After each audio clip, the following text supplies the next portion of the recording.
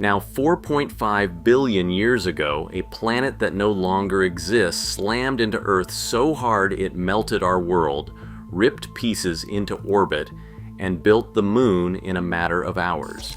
That planet was called Theia. Scientists have spent 50 years studying Apollo moon rocks to understand what happened. But the strangest part is not how the Moon was born. The strangest part is that pieces of Theia may still be inside Earth right now, two continent-sized masses buried thousands of kilometers beneath our feet. This is the investigation into the planet that gave us the Moon, changed the course of life on Earth, and then vanished, except it did not. Hundreds of kilograms of gray, powdery rocks, each one a message from another world, arrived at Houston between 1969 and 1972. Apollo astronauts, gloved and dusted with lunar regolith, packed every fragment into airtight bags.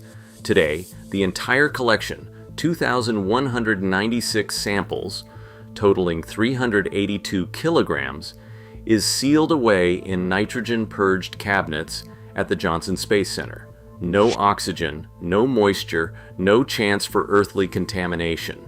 Some of these rocks have never been touched by air since the day they left the Moon. In the early 1970s, a cosmochemist named Robert Clayton began an experiment that would unsettle a generation of planetary science. Clayton's team used a gas source isotope ratio mass spectrometer, a machine sensitive enough to weigh the invisible fingerprints of atoms.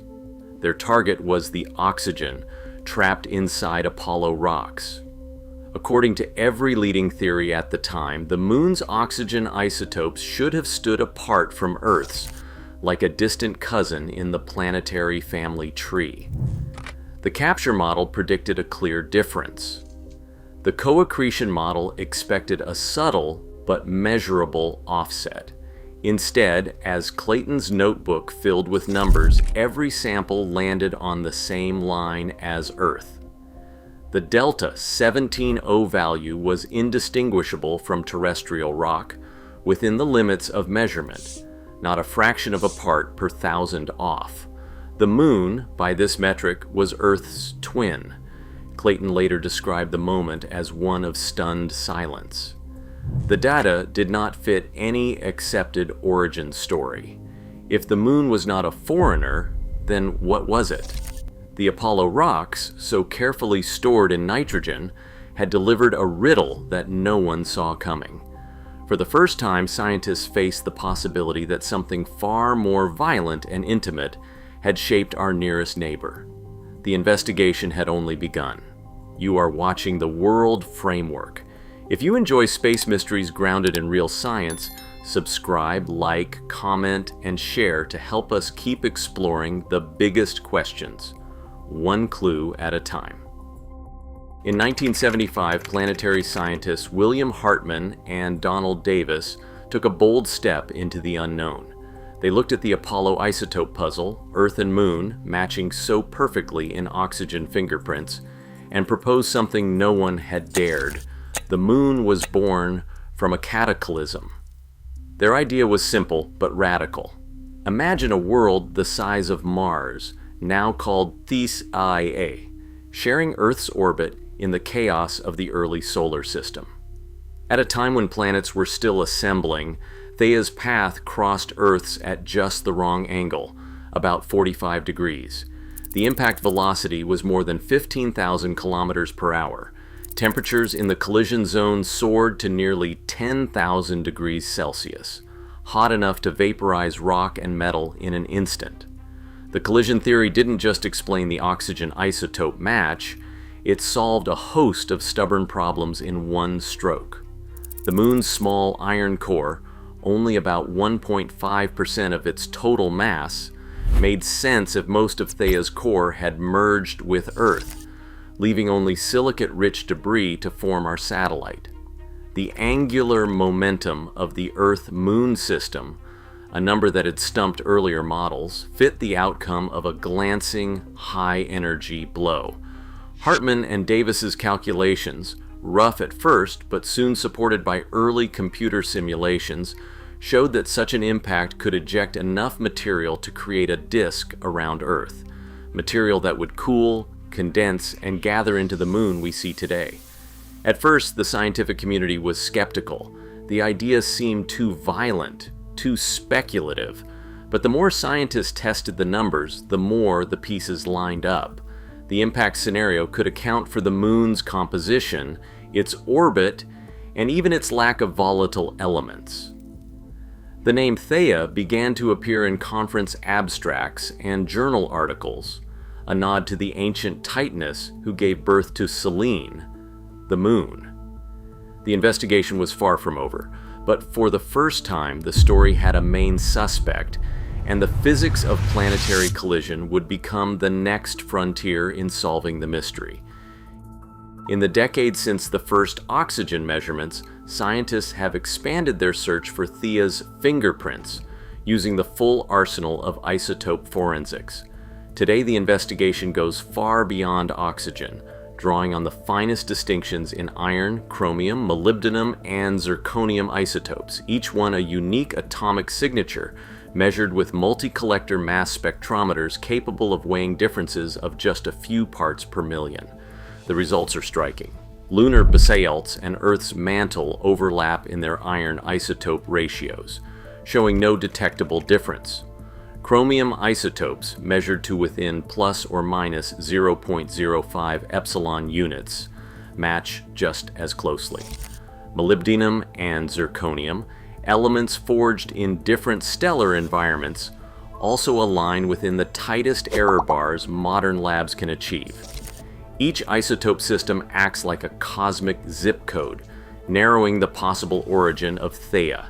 Bayesian mixing models, statistical tools that blend these isotope datasets, point consistently to the inner solar system, the same narrow zone where Earth itself formed. The Moon and Earth do not just look like siblings. At the atomic level, they are nearly indistinguishable twins, assembled from the same rare patch of early solar dust. This chemical unity is the thread that scientists will follow, searching for physical evidence that Theia's remains are still hidden deep inside our planet. Far beneath our feet, the search for Theia's remains enters a new realm, one mapped not by chemistry, but by seismic sound. Seismologists have uncovered two vast anomalies at the base of Earth's mantle, each the size of a continent, crouched nearly 2,900 kilometers below Africa and the Pacific. These are the large, low shear velocity provinces, called LVPS. Their presence is unmistakable. Seismic waves slow down by as much as 8% as they pass through, and the regions appear denser than the surrounding mantle by at least 2%. Full waveform tomography, a technique that reconstructs Earth's interior from the echoes of global earthquakes, reveals sharp boundaries and internal complexity that simple models cannot explain. Recent simulations published in Nature suggest that these structures could be the iron-rich debris from Theia itself, dense fragments that sank and pooled at the core-mantle boundary after the impact. The match between the predicted size, depth, and seismic fingerprint of the LLVPS and what is observed in the data is striking. Yet the debate is far from settled. Some geophysicists, like Maureen Long, argue that these provinces may be ancient features shaped by slow mantle convection, not cosmic violence. Others, including Barbara Romanowicz, point to the unique anisotropy and density excess as evidence for a foreign, chemically distinct origin. If the Theia hypothesis holds, then parts of a lost planet may still be trapped inside Earth, hidden in seismic shadow.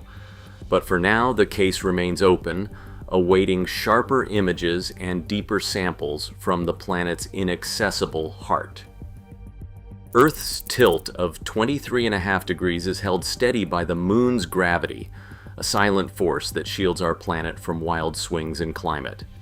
Without this lunar anchor, Earth's axis could wobble from upright to nearly sideways, turning seasons into chaos, with winters that never end and summers that scorch continents. Computer models show that only a large satellite born from a colossal impact can keep Earth's tilt within this narrow, life-friendly range for billions of years. The Moon's stabilizing pull is not just theory. It is tracked by laser pulses bouncing off retroreflectors left by Apollo astronauts. Each year, the Moon slips 3.8 centimeters farther from Earth, a slow retreat measured in New Mexico and France. This drift is the legacy of tides, the Moon's gravity pulling at our oceans, transferring energy and lengthening Earth's days. Tides shape coastlines and mix nutrients, creating tidal flats where early life found refuge. The Moon's influence stretches from the planet's core to every shoreline, written in every stable season and every rising tide. When Apollo astronauts left their delicate seismometers on the lunar surface, they expected little more than silence. Instead, over 8 years, those instruments recorded 1,293 tremors, some echoing from more than 700 kilometers beneath the crust. The events included deep, rhythmic moonquakes triggered by tidal forces and rare shallow shocks strong enough to rattle future habitats. Meanwhile, high-resolution maps from the Lunar Reconnaissance Orbiter have revealed a world still in flux. More than 1,000 fresh scarps, steep cliffs formed by thrust faults, cut across the plains. Evidence that the Moon is shrinking as its interior cools. Geodetic modeling shows the Moon has lost about 50 meters of radius since it solidified. Each scarp is a scar from this ongoing contraction, and the Apollo seismic network caught the tremors as the crust cracked and settled. Far from being a dead world, the Moon is still alive, shaking, shrinking, and revealing new clues about its turbulent past. A new era of lunar exploration is about to begin, Artemis 2, the first crewed mission beyond low Earth orbit in half a century, will send 4 astronauts on a 10-day free return loop around the Moon. Their spacecraft, Orion, will launch atop the Space Launch System, a 322 feet tall stack of hardware, taller than the Statue of Liberty, engineered for deep space. The mission plan is built around hard-won lessons from Apollo and new data on lunar hazards. NASA's risk teams have mapped out where shallow moonquakes and thrust fault scarps could threaten future landings. High-resolution imagery and seismic overlays help planners avoid unstable ground, keeping at least a 1-kilometer buffer from known fault zones. Each site is a trade-off between safety, scientific value, and international agreements. As the Artemis program prepares to return humans to the Moon, every decision is shaped by the geology beneath the surface, a world still trembling from the impact that formed it. Fresh evidence may come from unopened Apollo cores, now under the ANGSA program, and from next-generation seismic networks expanding across continents and oceans.